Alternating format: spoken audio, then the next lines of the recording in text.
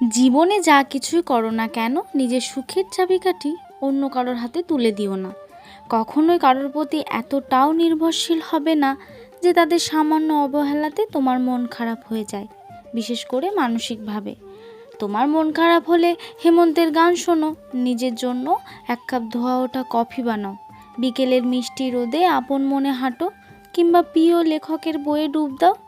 যদি কোনো সৃজনশীলতা থাকে তবে সেটাই হোক তোমার সঙ্গী। অন্যকে ব্যঙ্গ করে স্ট্যাটাস দেওয়া, নিজের দুঃখ দুর্বলতাকে অন্যের সামনে প্রকাশ করা, এগুলো কোনো পরিণত মানসিকতার পরিচয় নয়। খুব বেশি একা লাগলে বা মন খারাপ হলে ঘর অন্ধকার করে চুপচাপ বসে থাকো, প্রার্থনা করো, পুরনো স্মৃতি মনে করো, হাসো, কাঁদো, কিন্তু নিজের সাথে এমন সম্পর্ক গড়ে তোলো যেন দুঃখের দিনগুলোতে কাউকে পাশে না পেলেও নিজেই নিজের সবচেয়ে কাছের বন্ধু হয়ে উঠতে পারো।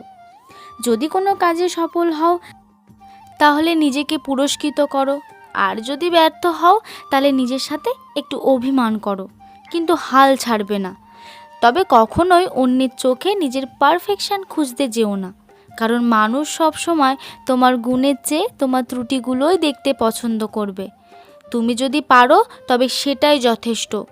একা রেস্টুরেন্টে বসে খাওয়াটা স্বাভাবিক মনে করো, একা পার্কে সময় কাটানোটা যেন হাস্যকর না লাগে। নিজেকে আর্থিকভাবে স্বাধীন করো, যাতে মুড অফ থাকলে নিজের জন্য এক টুকরো চকলেট কিনতে পারো, নিজের জন্মদিনে নিজেকে একটা সুন্দর উপহার দিতে পারো। সুবিধা বঞ্চিত শিশুদের নিয়ে জন্মদিনের আনন্দ ভাগাভাগি করো। নিজের পছন্দের পোশাক নিজের জন্য নিজেই কিনতে পারো। সবার মন জয় করার দায়িত্ব তোমার নয়, কারণ পৃথিবীর কেউই তোমার কাছে গ্রহণযোগ্য হতে পারেনি। তাই যেখানে প্রয়োজন সেখানে না বলতে শেখো। আমার মা বাবা আমাকে বোঝে না, বন্ধুরা বোঝে না, প্রিয় মানুষটা সময় দেয় না, এগুলো নিয়ে ভেবো না, কারণ এগুলো আসলে তোমার নিজের তৈরি করা মানসিক চাপ। এমন এক ব্যক্তিত্ব তৈরি করো যেখানে তোমার উপস্থিতি সম্মানের অনুভূতি সৃষ্টি করে।